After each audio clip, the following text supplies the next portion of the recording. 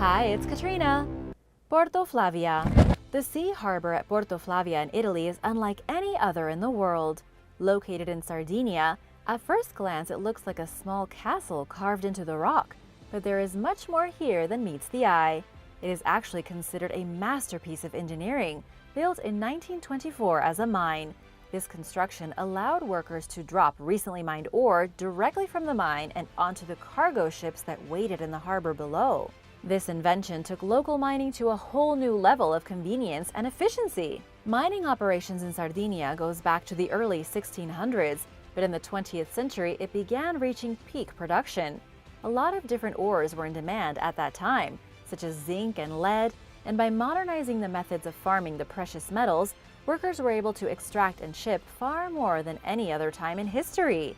The issue was efficiency. It was no easy thing to get the lead ore from the mine to the nearest port. It was a huge hassle, expensive, and a giant waste of time. So, to cut down on how much time it took, Porto Flavia was built right on the side of the sea cliff. They created an exit right above the water, with a sheer drop going into the ocean below. The mines were connected by tunnels, and instead of carting the ore all the way up the mine, down the road to the nearest port, then onto the vessel, they could literally just lower the ore from within the mine directly onto the ship. It was as revolutionary as Amazon sending you a box of cookies using a drone right to your front door. It only took 2 years to build this unique port and reduced production costs by an estimated 70%. What once used to take several weeks or months was shortened to a few days. Over time, mining operations slowed down, the industry gradually died, and the Porto Flavia mine closed in the 1990s. It is now being preserved and is on the list to become a UNESCO World Heritage Site. Externstein. In Germany, the externstein is a unique set of rock formations that are historically and culturally significant. Unlike standing stones that have been moved, it is a natural formation that has been altered by human hands over thousands of years. The stones may have been a sacred site for worship or sacrifice, but their meaning to ancient humans remains a mystery. The stones have been altered and used by many different groups of people, and each group may have used them for entirely different reasons. Paleolithic and Mesolithic stone tools have been found at the site, indicating it may have been some type of sanctuary or even astronomical center like Stonehenge. There were caves carved into the faces of the rock towers with windows that aligned with each summer solstice. There are symbols carved onto the rock indicating it was a center for Saxon pagan rituals. Saxons were known to gather in nature to worship their gods, and the monoliths would have been the perfect place. Later, when the Emperor Charlemagne forced the Saxons to convert to Christianity, he destroyed all pagan temples and ordered their sacred sites to be marked with the Christian cross. A monastery was built at Externstein, founded in the 9th century. During this time, monks carved religious scenes into the rock. Stone railings were built in 1663, long after the old Saxons had vanished. After Charlemagne and the monks, in the era of the Nazis, Himmler had excavations performed here to look for proof of an ancient Germanic civilization, though no proof was ever found. These sacred rocks have seen a lot over the years, but not many people know about them outside of Germany. It is now a place for locals to go walking and hiking. Elora Caves. The Elora Caves is an ancient site located in India, listed by UNESCO as a World Heritage Site with ties to Hinduism and Buddhism. The amazing rock temples here were carved right out of a hill, back between the 6th and 8th centuries AD. The builders started from the top of the rock and worked their way downwards, carving intricate details as they went. This would have required enormous skill by talented mathematicians and engineers. The most recent and most impressive, perhaps, is the Kailasa Temple, standing nearly 100 feet high. It's the largest monument in the world cut from rock, and yet not that many people have even heard of it. You will find 35 caves and temples here, and each one was carved by hand. The ancient people took what was a mountain of rock and using chisels and hammers dug into it like a sculptor with a block of ice until they had created all these amazing monuments. One of the earliest caves is a great example of Hindu architecture, complete with an inner sanctum, a walkway for worshippers to move around, vestibules, and plenty of reliefs and carvings decorating the interior, depicting scenes from sacred Hindu texts. At the entrance of the cave, there is also a large dancing Shiva surrounded by musicians and slaying the buffalo demon king. All these statues and reliefs are still in shockingly good condition, considering the site is around 1400 years old. The biggest mystery here is, where did the builders take all that rock that they carved out? Researchers have not found any nearby, and many wonder what they did to seemingly pulverize all that stone to make it disappear. Ayuthaya. About 40 miles from Bangkok, the current capital of Thailand, there is a place much older called Ayuthaya, and it's a historic city founded back in 1350. This was about 100 years after the old capital of Sukhothai was founded in 1238, Sukhothai being the very first Siamese capital in what is today Thailand. Ayuthaya became a prosperous city by 1378 and remained the capital for another 400 years, until late in the 1700s.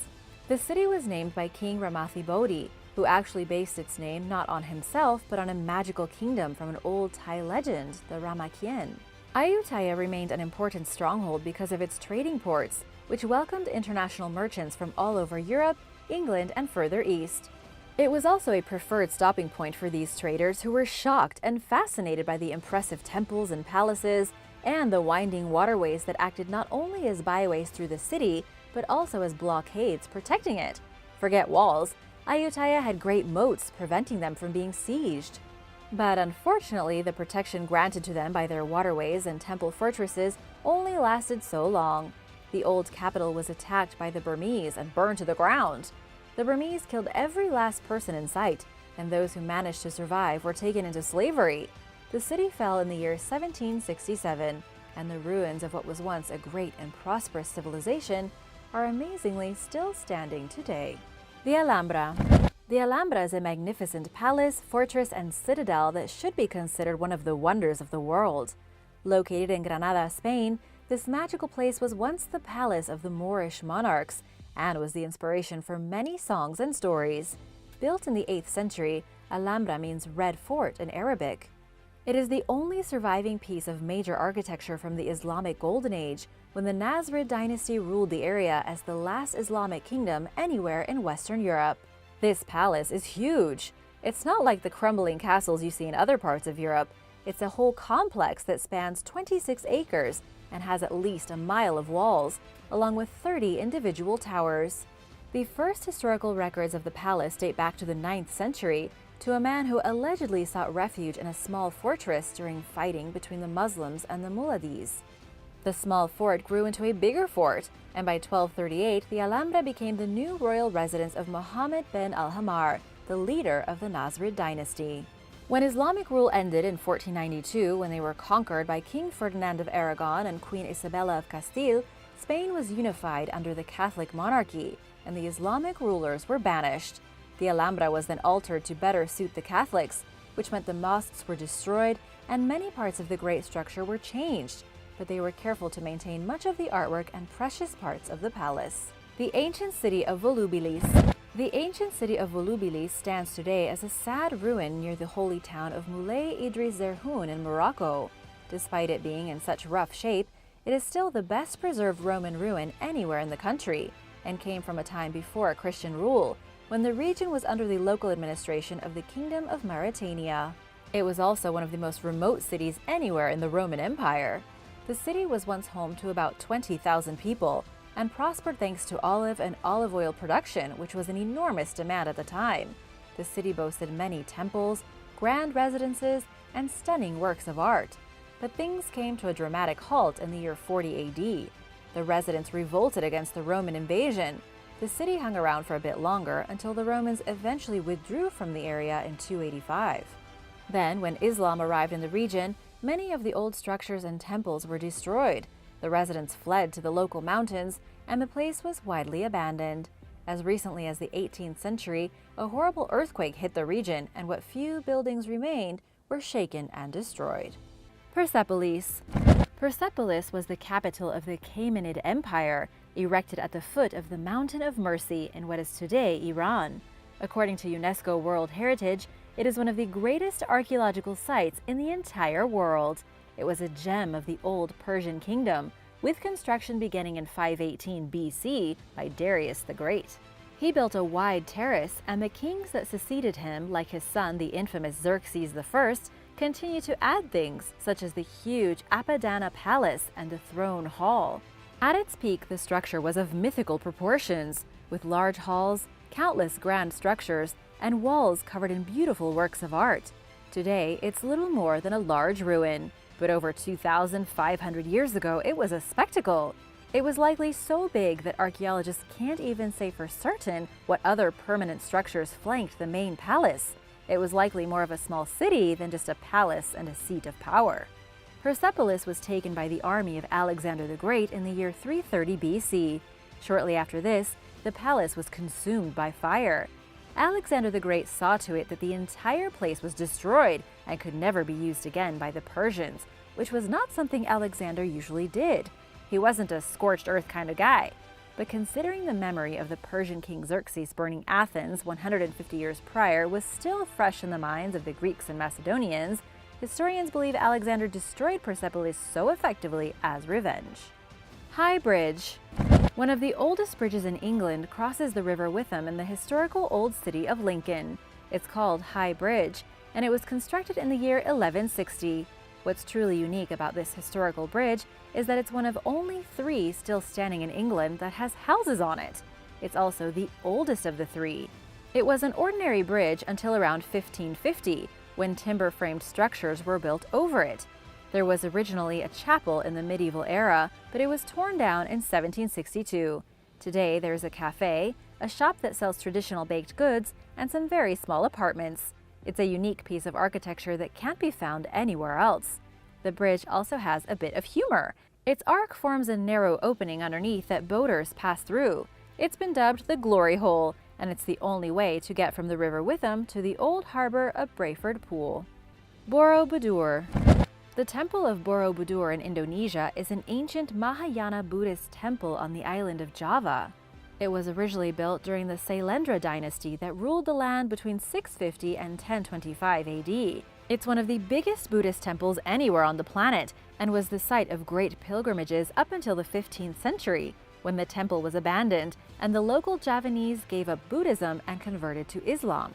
The amazing temple was rediscovered by explorers in 1814. Since then, it has come under the scrutiny of archaeological investigations by both the local Javanese and the Dutch. It was designated a UNESCO site in 1991. However, there still isn't much known about the time in which the temple was constructed. There are no records existing today that detail why it was built or who commissioned it in the first place. The only clues archaeologists have to go on are the artistic comparisons made between reliefs and inscriptions found elsewhere in Southeast Asia. It was obviously influenced heavily by the introduction of Indian cultures during the 1st century, when merchants that practiced Hinduism and Buddhism settled in the region and married into the local population. The Javanese and Indians mixed, and this resulted in a unique blend of cultures that persists to this very day. The Forbidden City. The Forbidden City is located in the heart of the Chinese capital, Beijing. It's a self-contained city in its own right, walled off from the rest of Beijing by a giant moat that's up to 150 feet wide in some places. It's absolutely enormous and is comprised of over 90 palace compounds and 98 buildings. It's a mysterious vestige of what the old Chinese dynasties that ruled from within the walls once looked like. This was the center of China for over 500 years, both politically and ritually. Construction on the Forbidden City began in 1402 when the Chengzu Emperor changed the capital from Nanjing to Beijing to start his own city. It was completed in 1420 and has since been the home of 24 emperors throughout both the Ming Dynasty and the Qing Dynasty. The last emperor of Imperial China lived inside the Forbidden City, but was expelled in 1925. To this day, the Forbidden City remains the most important cultural heritage site in the People's Republic of China. In comparison, it's the White House of China, only many hundreds of years older, and far less known to the outside world. The oldest throne room. On the ancient island of Crete in Greece, archaeologists were excavating the ruins of an ancient palace when they came upon the oldest throne room in all of Europe. This island was once the center of the Minoans, an old civilization that predates Greece and is generally believed to be the first truly modern European society. They built these incredible palaces with the immense riches they earned from trading with other ancient kingdoms, such as Egypt and Mesopotamia. The Minoans prospered from between 3000 BC until 1500 BC and were considered extremely advanced for their time. They were famous for their artwork and frescoes, as well as their organized administrative centers spread over several islands. The Palace of Knossos was very impressive and was the center of their government. Not only was it the home of the king, but all administration and ceremonies were held here, so it had to accommodate a lot of people. It comes with a huge basement that once stored things like wheat, oil, and of course, treasure. The amazing artwork is still visible inside the palace walls, even after thousands of years. The most impressive part of the palace, though, is the throne room, which contains a kingly throne crafted from pure gypsum. In front of the throne is a small stone bowl that could have been used in any number of religious ceremonies and rituals. However, archaeologists aren't sure if the throne was actually sat on by a king or if it was meant to be the seat of a god or a goddess present during the rituals. The rest of the palace is just as grand, with 1,300 rooms. It would have been the seat of local power until it was destroyed by either fire, a brutal earthquake that crippled the Minoans, or the invasion of the Mycenaeans after 1400 BC. Biblical treasures. Archaeologists have stumbled upon a mysterious artifact dating back 2,600 years that seems to confirm complete chapters from the Bible. Excavators found something called a bulla, which is in essence a document from ancient times, something like a hard clay seal. They found it inside the city of David during a recent excavation. On this strange artifact was written, "Belonging to Jehukal, son of Shelemiah, son of Shovi." It was translated by leading archaeologist Dr. Eilat Mazar.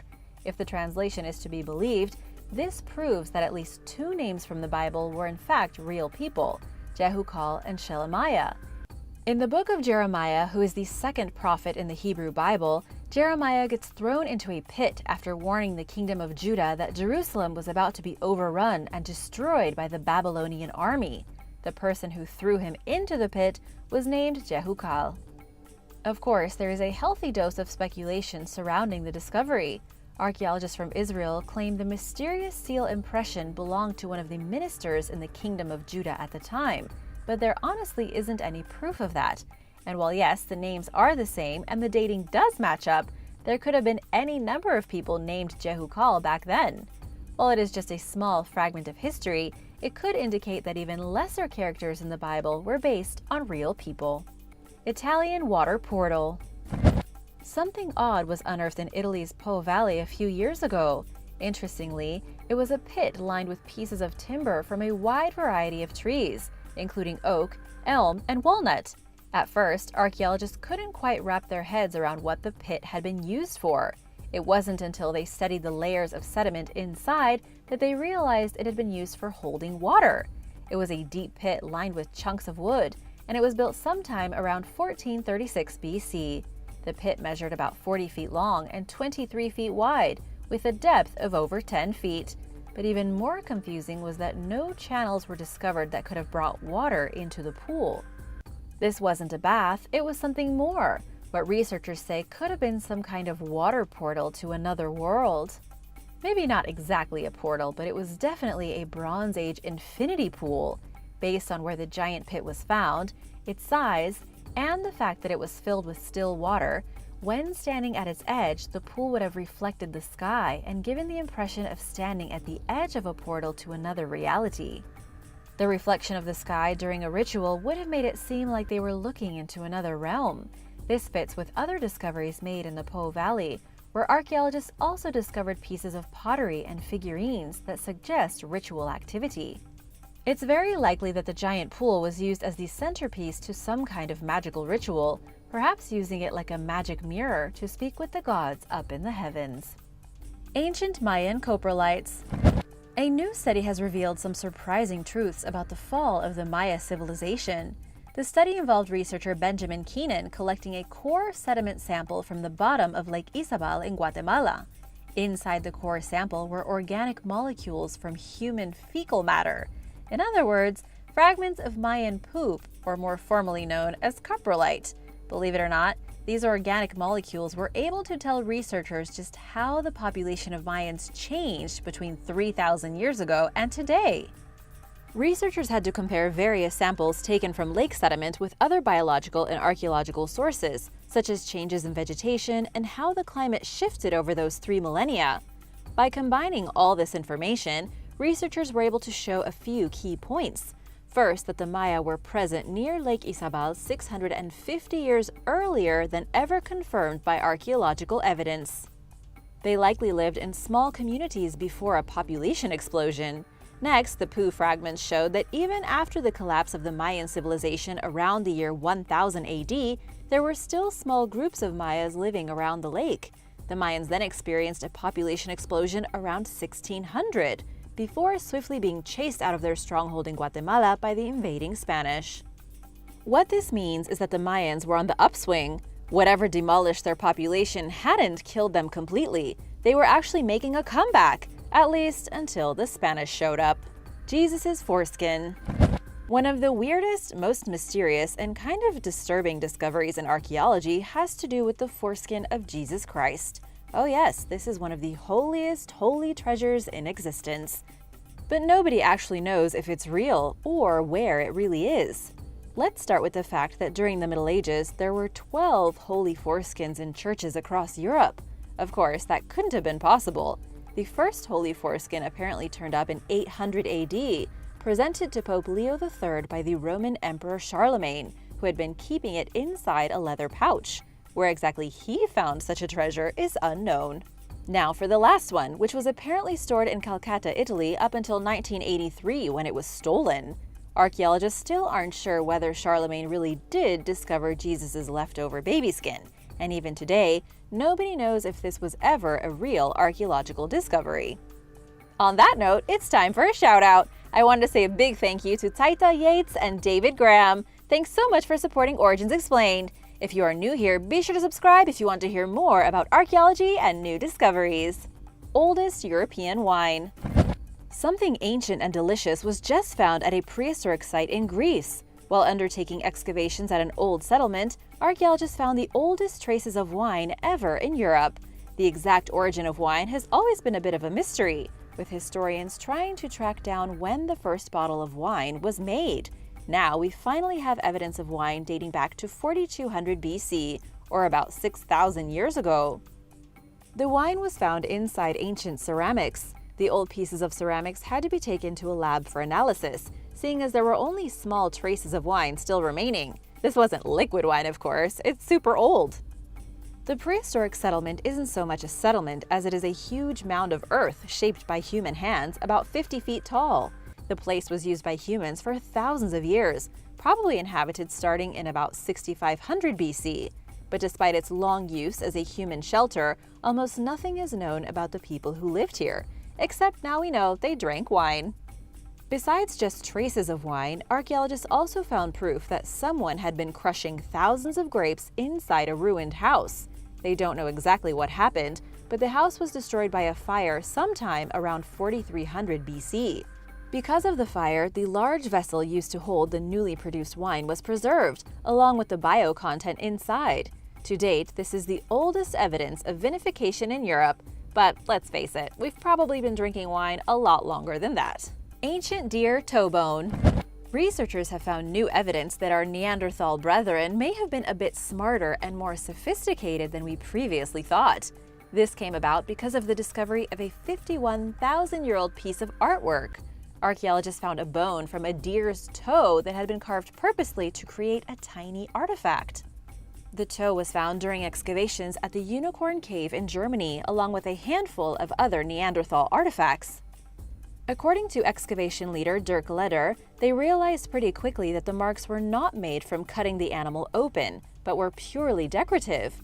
Some Neanderthal had gotten the idea to carve geometric symbols on the toe bone. It's the first known object ever carved by a Neanderthal, our closest relative that lived from between 430,000 and 40,000 years before today. Archaeologists already knew that Neanderthals could make primitive stone tools and weapons, but the new discovery of the deer bone suggests they also had the capacity for making art, providing the earliest evidence of the human imagination. Mayan golden orbs. Archaeologists were shocked to discover hundreds of mysterious golden orbs hidden beneath the temple of the feathered serpent in the ancient Aztec city of Teotihuacan in Mexico. It all began with the discovery of a previously unknown tunnel leading underground from beneath the temple. Researchers began exploring the mysterious caverns using a specialized robotic probe. After traveling about 250 feet deep underground, the probe found a narrower side tunnel, and within the tunnel were what appeared to be dozens of golden orbs, later identified to be balls of colored clay. According to archaeologist Edwin Barnhart, he had never seen anything like these golden balls in all his years of excavations. The orbs are clay on the inside and coated with special gold wrapping on the outside to turn them into giant golden snitches like from Harry Potter. Nobody has any clue what the orbs were used for, though they do believe the cavern in which they were discovered was used for sacrificial rituals. The balls definitely had a purpose in ancient Aztec ceremonies. Archaeologists just don't know what that purpose was. Mysterious ancient castle. A mysterious castle dating back 2,800 years was just discovered by Turkish archaeologists from a university. The castle goes back to the time of the Urartu, an enigmatic civilization that was once at war with the legendary Assyrians in the first millennium BC. The castle is located at a nexus point where many cultures meet, and throughout the years it has come under the rule of several different civilizations. Today, the kingdom of Urartu can be found in modern Armenia, parts of Turkey, and parts of Iran. But it was in Turkey where the castle was discovered, up in the mountains at an elevation of about 8,200 feet. What's really weird is that even though the castle dates back to ancient times, it was more heavily used in the Middle Ages by people that came after. Nearby, archaeologists know of yet another impressive fortress built by the Urartu called the Van Castle, constructed sometime around the 8th century BC. Both castles were commandeered by civilizations that rose up after the Urartu were defeated and forced into the backlog of history, such as the Armenians, the Byzantines, the Persians, the Romans, and even the most recent Ottomans. Archaeologists believe the Urartu rose up in the Iron Age and built their settlements in what is now a lake. As the water levels rose early in the 13th century BC, the Urartians were forced to flee into the mountains, where they began to build an entire civilization on the craggy slopes. They were invaded by the Scythians and other local forces, and eventually were forced to abandon their impressive castle, which today isn't much more than some hollow rooms and passages carved into the mountainside. Weird mummies. Archaeologists working in Egypt have discovered a small collection of very unusual mummies. It happened at an archaeological site about 25 miles south of Cairo, at the Dashur Royal Necropolis, a burial site used for entombing high-ranking officials back in the days of King Amenemhat II. Heard of him? Me neither, until now. Approximately 8 limestone sarcophagi were taken out of the ground, with the mummies inside of them being exceptionally unique, even in the world of Egyptology. The weird thing about the mummies is that each one had been painted to almost look like a weird buried alien. Each mummy was covered in a layer of painted material known as cartonnage. This is a kind of paint used to decorate a mummy to give it a human face. But rather than looking human, the result is that they kind of look like extraterrestrials. The mummies date back to between 664 and 332 BC. According to Dr. Mostafa Waziri with the Supreme Council of Antiquities, 3 of the mummies were found to be in almost perfect condition. But just who were these mummies and why were they given such bizarre treatment? As of right now, archaeologists can't really be sure. They were probably people who held prominent places in government, but it's doubtful they had any higher of a station than that, seeing as they were buried in pretty ordinary tombs. Lost Grottoes of Maijishan. Carved into the face of an enormous mountain are the Maijishan Grottoes, with over 7,000 Buddhist sculptures in Tianshui, China. Located just a few miles south of the Silk Road, about 1,500 years ago, members of the later Qin dynasty began to carve caves into the rock. Over the next 12 dynasties, each one left behind their culture, art, and history as more and more caves and sculptures were added. The Maijishan Grottoes were built in a part of China where East meets West, when Buddhism was just starting to arrive in China from India. Over the centuries, Maijishan became a center of cross-cultural pollination, with Indians, Mongols, Huns, Sogdians, Tibetans, Chinese, and many other people passing through, leaving their mark on history. This means a lot of the architecture here is quite unique, having inspiration from all over Southeast Asia. These influences were in the earlier days of the caves, just after construction began in the later Qin era between 384 and 417 AD. But after the 6th century, and later during the Song and Ming dynasties, the art within the caves and the beautiful sculptures changed to reflect the influences of a more distinct central China. Now there are 7,200 sculptures and over 1,000 square meters of murals. If we look back to the beginning of the formation of the caves, there is an interesting history. Buddhism wasn't actually in China when the Maijishan Grottoes were first carved. Experts say the cave shrines probably served as a way for locals to worship their ancestors or the natural deities they believed in. Then, when Buddhism came along, everything changed. The cave shrines were no longer simple places dedicated to lost loved ones, but important religious centers for the rulers of China. Besides its religious importance, its strategic location on the Silk Road made it prone to invasion, and the monastic community was probably less peaceful than most. The earliest cave artwork dates back to the 5th century, and records from the 1600s report that 1,500 years had passed, and the incense fires never stopped in all that time, even through many years of war. The people of Punt. Ancient Egyptians described the land of Punt as the land of the gods. Modern historians first learned of the people of Punt in 1822, when hieroglyphics were deciphered. They mentioned a land southeast of Egypt, a place that could be reached by either land or sea. Unfortunately, that could be anywhere in a very large region. In 1493 BC, Queen Hatshepsut made an expedition to Punt to establish a trade route between this mythical place and Egypt. However, some historians believe the Egyptians were trading with them from the time of Khufu in 2613 BC.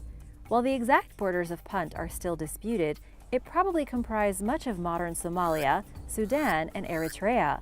Some scholars even say Punt may have been the island nation of Sri Lanka. For a long time, there have been many conflicting theories about where Punt was located, but today historians believe it was probably in modern-day Somalia in the Puntland state. The ancient Somalian city of Opone was probably the capital of this forgotten civilization. However, it's not 100% certain. But who exactly were the people from Punt? Nobody really knows. While it was already an ancient historical place to the Egyptians, it was also a place that they traveled to and traded with. There were many legends and stories surrounding the land of Punt, like the old story of an Egyptian sailor who became stranded in Punt, and a great serpent god appeared to him and sent him back to Egypt with gold and spices. The people here were probably great merchants and traders and produced many exotic goods for the Egyptians, but historians honestly know almost nothing about them other than that they existed. Kingdom of Sukhothai. Before Bangkok was the capital of Thailand, before the ancient kingdom of Ayuthaya, there was Sukhothai, the very first kingdom of Siam, which rose in the 13th century. It was the beginning of Thai architecture and culture. The people of Sukhothai incorporated many local traditions from throughout the region and assimilated all the various styles into what would become the Sukhothai style, and eventually what we know today as Thai. The old historic town of Sukhothai is in the lower northern region of modern Thailand. It was the political and administrative capital for the Kingdom of Siam from between the 13th and 15th centuries. There are temples here, Buddhist monasteries, and it became the spiritual center of the region. Buddhism flourished, a common language and alphabet was developed, a legal system was born, and the Siamese culture became distinct from other powerful cultures in the region. The political and administrative systems of Sukhothai were shockingly progressive for the time. They were based on social and religious institutions and common laws. Along with their relatively peaceful society and their impressive agricultural production and industry of high-quality ceramics, the Sukhothai kingdom is still thought of as a golden age in Thai history. What's also really interesting is that the kingdom never really fell in the traditional sense. Ayuthaya, the second major capital of the Kingdom of Siam, was constructed closer to where Bangkok is today, and it grew in power and size to rival Sukhothai, and eventually, the actual city was largely forgotten, and Ayuthaya became the ruling power. The Nok. The Nok culture was one of the earliest communities of Africa. Specifically, they are recognized today as one of the earliest societies from Western Africa that were masters of ironworking.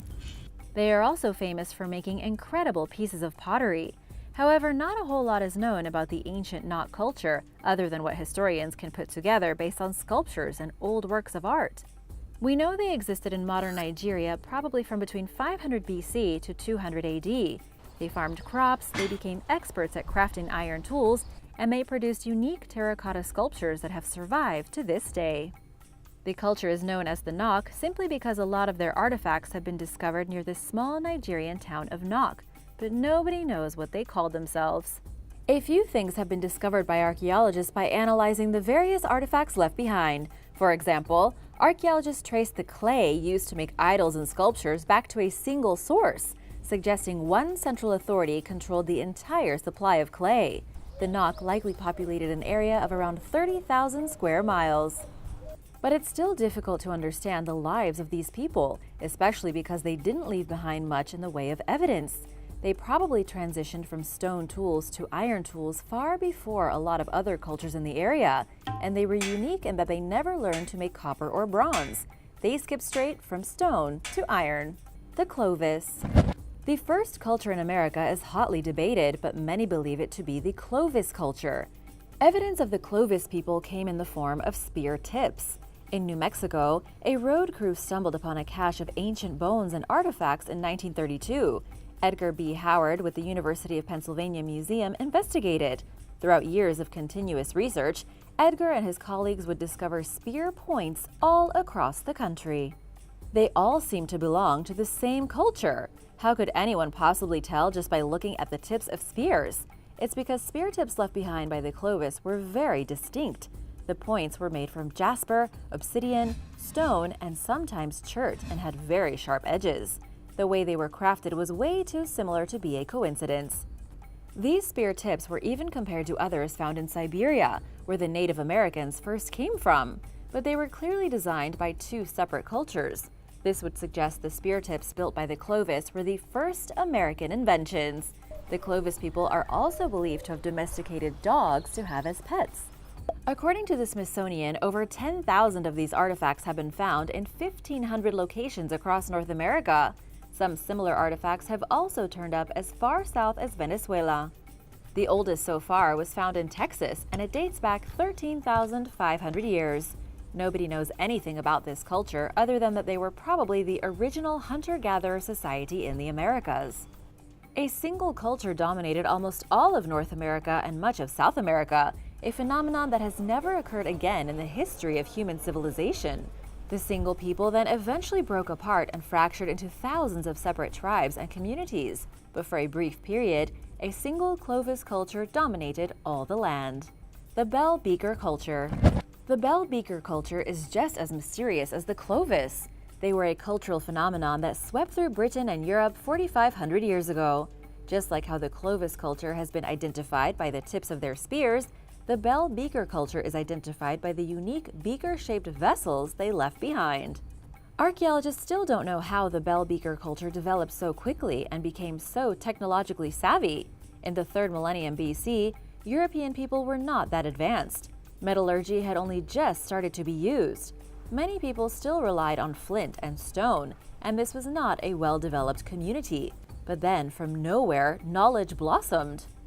In a very short time span, the people of Europe learned how to create pottery, how to use arrows, how to fashion copper daggers, and many other innovative things. The earliest Bell Beaker community probably arose somewhere in Portugal in 2750 BC and began the Portuguese Copper Age. Even though the Bell Beaker culture is seen as a singular entity, it wasn't. Artifacts vary greatly depending on which part of Europe they were found. For example, the communities in England produce slightly different beaker-shaped pieces of pottery than communities in Greece. What scientists and historians have had a hard time figuring out is how all of Europe suddenly rose into a new age of technological development at the exact same time, creating the same kinds of things regardless of distance. The Etruscans. Before Rome was Rome, the dominant people of the day were the Etruscans. This mysterious culture has long since vanished, but they set the stage for what would become one of the greatest empires that ever was. The Etruscans were the first superpower anywhere in the Mediterranean and developed the earliest European cities along with the Greeks. What a lot of people don't know is that some of the most important modern cities in Italy were founded by the Etruscans, specifically in Tuscany, like Florence and Siena. But we don't know much about them, such as where they came from or how they became so advanced. Much of their history has been lost over time. While we have been able to partially decipher the Etruscan language, not all inscriptions can be read and understood, but they had established wealthy cities and trading posts by the 7th century BC. They had a strong navy and worked to expand their territory. They most likely taught the Romans how to use the alphabet and were the ones who spread literacy throughout the peninsula. The Romans also adopted much of their architecture and artistic techniques.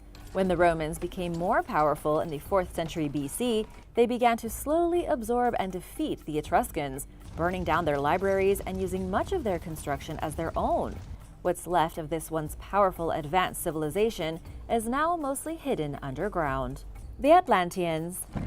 Who were the Atlanteans and where did they go? Historians have been asking this question for 2,400 years, ever since Plato first spoke of an advanced kingdom that sank into the ocean around the year 9600 BC. Academics, philosophers, and historians have never been able to agree on whether Plato had written the story of the lost city of Atlantis as a real part of history or if it was simply a metaphor. The most likely candidate for the lost city of Atlantis and its Atlantean population is the Greek island of Santorini, which was utterly demolished by a volcanic eruption in the year 1600 BC. But the question still remains to this day, was this a real community of people?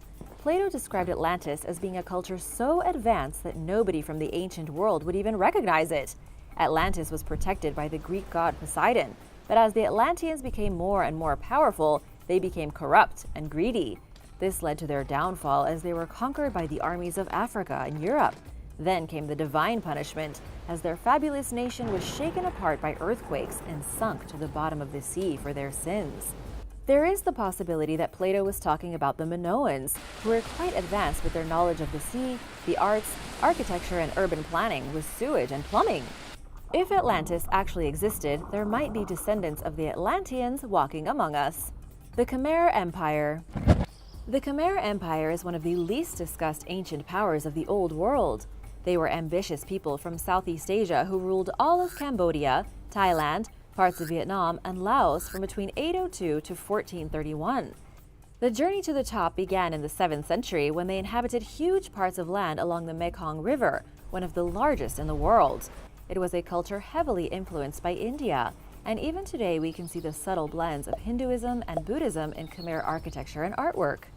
The Khmer kingdom settled with the city of Angkor for their capital, what is known today as Angkor Wat, and from there they expanded their territory, fought bloody wars with every single neighbor, and became wildly prosperous.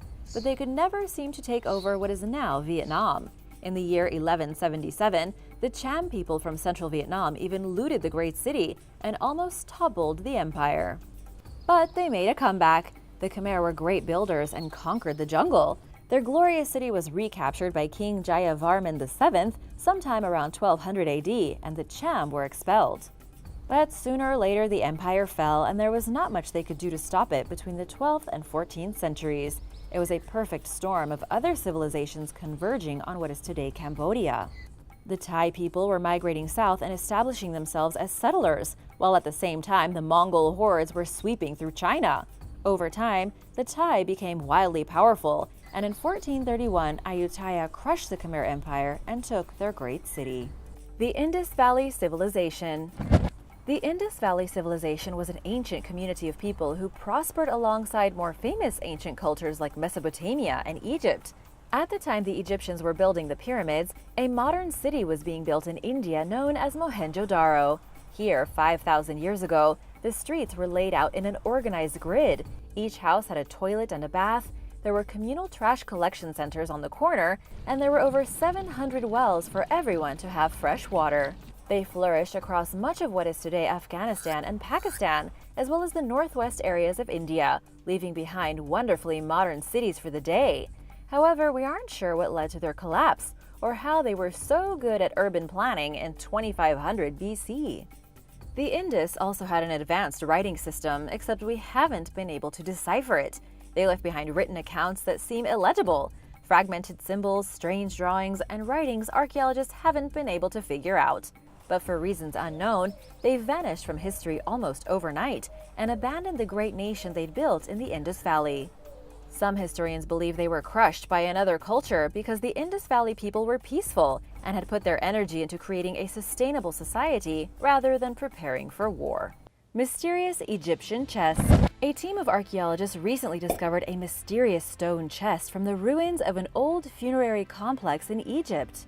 The discovery was made near the extremely famous Hatshepsut temple, indicating there might be a previously undiscovered tomb hiding somewhere in the area. Queen Hatshepsut was her father's true heir, but as is custom in ancient Egypt, she was wed to her brother Thutmose II. He was actually overshadowed by his wife/sister in 1479 BC. She was more powerful, more popular, and he appears to have suffered from some type of disease, making him weak. She declared herself pharaoh and often wore the characteristic male pharaonic robes and jewelry. Very few monuments and historical records exist of her husband. Instead, most reliefs and hieroglyphics show her in charge of ruling the country and managing trade along with her son, Thutmose III. The mummy of Thutmose II was discovered in 1881, although his tomb has never been found. The chest just may hold some clues. When archaeologists opened it, they found several packages wrapped in a thick canvas, one of them containing the skeletal remains of a sacrificed goose, another containing an egg from a goose, and the third containing the egg of an ibis. These were obviously used for some kind of funerary ritual, though historians can't quite say how. The name of Pharaoh Thutmose II was also found engraved within the box, suggesting the lost artifact had been part of his burial chamber. The temple complex of Hatshepsut is one of the most visited sites in Egypt, while archaeologists are still searching for the tomb of Thutmose II. The Dragon Man. In a shocking new discovery, archaeologists have uncovered an ancient human fossil that could be revealing some serious secrets of our ancient past. The discovery comes in the form of an ancient cranium, currently housed in the Hebei Geo-University Geoscience Museum in China. The skull is the largest type of Homo skull ever found, and scientists now believe it represents a new species of human named Homo longi, or the Dragon Man. The findings suggest that the Dragon Man could be our closest hominid relative, not Neanderthals. It has the potential to dramatically change our understanding of human evolution. The fossil of the Dragon Man is the most complete human cranial fossil ever found on Earth, according to Chiang Ji, professor of paleontology. Here's how the cranium is different from ours. It was so large that it could hold a very similar brain to what we have. However, it had some pretty strange characteristics. Its eye sockets were square instead of circular, it had a very wide mouth, and its teeth were way bigger than ours. It had great big hippopotamus chompers towards the back.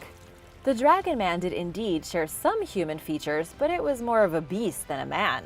In fact, the Dragon Man could be the missing piece of the puzzle in human evolution we've been looking for, or what you may know as the missing link. The Dragon Man may have been the bridge between ape and man, or at least one evolutionary step along the way. This hominid creature lived about 146,000 years ago in a small community of other dragon people, just like early Homo sapiens. They hunted, gathered fruits and vegetables, and probably even caught fish. There are multiple evolutionary lineages of Homo species and populations that coexisted in Asia, Africa, and Europe 200,000 to 140,000 years ago. Homo sapiens may have interacted with Homo longi. Using geochemical analysis, researchers have found that H. longi is one of our closest hominin relatives, even more closely related to us than Neanderthals. This discovery is completely redrawing our human tree of life, indicating that we separated from Neanderthals 400,000 years earlier than previously thought. Ancient Israeli textiles. Archaeologists have made a very rare and valuable find in Israel. While it may not be gold or silver, it was something even much more precious. They discovered scraps of textile dating back over 3,000 years, to the year 1000 BC, that contained ancient purple dye. Finding textiles this old is extremely difficult since most of the time it just disintegrates, and purple dye back in the day would have been much more valuable than gold or silver. The rich purple dye was so rare that it was described in the Bible called argamin. It was a unique color usually reserved for the most prestigious members of society, like royalty or priests. This is because the dye was pretty hard to come by, and the color was a bit too vibrant for everyday living. So where did these ancient people collect the purple dye? They got it from the glands of the living murex sea snail. These little snails are found all along the shores of the Mediterranean Sea, making the villages and towns where they were found extremely wealthy. Another reason the newly discovered textiles are so fascinating is that they were collected near the Red Sea, meaning they traveled quite a bit of distance from where they were made. In fact, the presence of purple dye from the Mediterranean deep in the Israeli desert is proof of a more complicated social and trading system here than historians had previously accepted. It's hard to imagine these places being so well connected 3,000 years ago, but the people who lived here were obviously important and wealthy enough to get their hands on this precious purple. Rare shackled skeletons. A skeleton found wearing shackles has shed some light on ancient British history.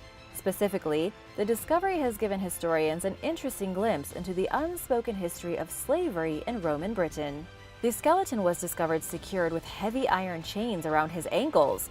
He was also found thrown haphazardly into a ditch, probably as the last act of indignity after the man was already dead. He was found in Rutland, and archaeologists have dated him to being around 20 or 30 years old when he died, between 226 and 427 AD. Historians have known for a long time that when the Romans occupied Britain, they practiced slavery. This find is unique because it's one of the only pieces of physical evidence of the practice. But unfortunately, we will probably never know who this man was in life, as his skeleton holds no clues. He could have been an ordinary slave worker, a native Briton forced to work for the ruling Romans. Archaeologists determined this man was a slave and not simply a prisoner because they found evidence of a physically demanding life in his bones, as well as proof of injuries he had probably sustained during all his years of hard labor. Dinosaur footprints. Another amazing discovery was made in the United Kingdom, showing more interesting evidence of the ancient past. The footprints from 6 different species of dinosaur were discovered in Kent, dating back 110 million years. The discovery was made by one of the curators at the Hastings Museum and Art Gallery, as well as scientists working with the University of Portsmouth. They were found near some sea cliffs, which, thanks to the stormy coastal weather, are constantly being eroded and revealing new and impressive fossils. The area is part of the Folkestone Formation, and according to Professor of Paleobiology David Martill, this was the first time such footprints were found. But what kind of dinosaurs are we talking about? The footprints belong to the Ankylosaurus, which were devastating armored dinosaurs like living tanks, theropods, which were flesh-eating dinosaurs and vicious killers, and ornithopods, which were kind of like birds. The vast diversity of the dinosaurs shows a time when the British Isle was a paradise for dinos, specifically during the Cretaceous period. Way before people ever showed up, England was a dinosaur paradise. Rare pre-pharaonic tombs. Archaeologists working in the Nile Delta of Egypt have uncovered 110 mysterious tombs that could be revealing some ancient secrets of 2 very important periods in Egypt's ancient history. Amazingly, some of these tombs date back before the kingdoms of the pharaohs, over 5,000 years ago. This was a time before pyramids, before pharaonic rule, and before Egypt was the great empire we know it as today. But here's the thing. Archaeologists also found tombs dating significantly later, to what is known as the Hyksos period between 1650 and 1500 BC. This was a time when Asian migrants flooded Egypt and took over the Middle Kingdom. About 37 tombs were found from this time. These are 2 of the most misunderstood transitional periods in Egyptian history. The first was obviously an important time because the ancient people of Egypt were rising out of the Stone Age and embarking on a journey that would make them the great builders of the world. The second period, thousands of years later, is important because it shows a time when Egypt was usurped by migrants. It also shows how Asian migrants adjusted to the cultures of ancient Egyptian society. But what archaeologists don't know is why all these people are buried in the same place. It seems crazy to think a single cemetery would have been used for 2 distinct eras so far apart. This is a mystery that scientists still haven't been able to solve, but are looking into it right now. A lost civilization. Flooding in Iran recently exposed the ruins of an ancient burial ground that may have been part of a culture from the Bronze Age, which flourished alongside Mesopotamia, but was ultimately lost to history. Archaeologists were first alerted to the ruins after antiques began flooding the local market out of nowhere. Pieces of jewelry, ceramics, and ancient board games featuring unknown artwork caught historians and archaeologists by surprise. Many of the objects depicted complex symbols that didn't seem to be from any known civilization. By 2002, archaeologists were panicked. They realized the local Iranians must have discovered a new prehistoric site and were pillaging it to sell the antiques. It would be the local police who finally solved the mystery. According to National Geographic, a coordinated investigation led to an immense conspiracy of artifact traffickers. It was from the traffickers that archaeologists were able to trace the origin of the artifacts to the Halil River Valley. Here they found the necropolis, previously buried but revealed thanks to unexpected flooding. They believe it belonged to the ancient Giraft culture, and that it may have been the real cradle of civilization, even before the appearance of Sumer or Mesopotamia. Nobody knows exactly what happened to these ancient people, if they had large and impressive cities, or even when exactly they existed. But it looks as though they may be the oldest civilization anywhere in the Middle East, and unfortunately almost nothing about them is known. The Anglo-Saxons. A new study of skeletal remains has revealed some pretty shocking information about the Anglo-Saxons. This study was done by Professor Keith Dobney at the University of Sydney, and he says the kingdoms of early medieval Britain were very similar to modern Britain today. By this, he means that Britain was full of people from all kinds of different ancestries, all sharing a common culture and language. To give you a better idea of the dates, the period of the Anglo-Saxons in England was from between the 5th and 11th centuries AD. To complete the study, researchers looked at ancient bones dating back to medieval England. They found that roughly 50% of people came from England, and the other 50% were from continental Europe. It's also interesting that the Anglo-Saxons were by definition migrants who spoke German and came from Germany in the 5th century. The people already living in England at the time were actually descendants of the Romano-Celts. In short, the new study has proved that nobody in England was ever really a native of the land. Between the occupation of the Romans, the mass migration of the Germanic-speaking people, and a huge influx of European settlers, Anglo-Saxons were nothing but a group of many different people all speaking Old English and living on the same island. The oldest plague. A new discovery has revealed the very first person known to science to ever die from the Black Plague.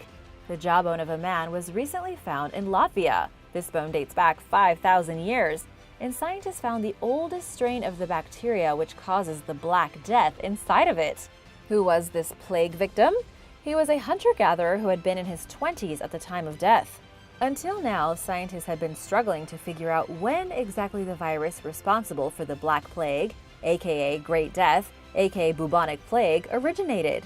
It now appears that this particular strain of bacteria, which eventually caused the almost total destruction of Europe, came about 7,000 years before today, 2,000 years beyond what was previously estimated. What's truly fascinating is the strain of bacteria which caused the victim to die. It is a little different from the strain that appeared thousands of years later and decimated Europe. Scientists aren't exactly sure how the victim was affected, but they do know he died from the infection. They also know that the ancient strain of plague was not as contagious or as deadly as that which came later. The scary thing is that scientists now have physical proof that the plague bacteria evolved over millennia until it became so horrible that it almost wiped out humanity. Mysterious shaman staff. In Finland, a mysterious magical staff has been discovered dating back 4,400 years. This staff is incredible, carved in the likeness of a life-size snake. It was discovered perfectly preserved under a layer of soil about 75 miles from the capital of Helsinki. Archaeologists believe the area was inhabited by Neolithic Stone Age barbarians beginning roughly 6,000 years ago. Researchers from the University of Turku believe it was probably used in magical rituals by a designated shaman. This shaman likely communicated with spirits, or at least he said he communicated with spirits. This is so far one of the only pieces of physical evidence ever found of a magically inspired culture from Scandinavia, way before the Vikings ever appeared. As for why the staff was made to look like a giant snake, nobody's really sure. Based on ancient rock carvings found in Finland and parts of northern Russia, the practice was fairly common. They have found plenty of depictions of shamans wielding snakes. Serpents must have been regarded as especially sacred in whatever religion these people practiced, but historians can't say why. Thanks for watching! Which of these incredible discoveries did you like the most? Which one do you wish you could see in real life or want to learn more about? Let me know in the comments below, and don't forget to subscribe if you haven't already. See you later! Bye!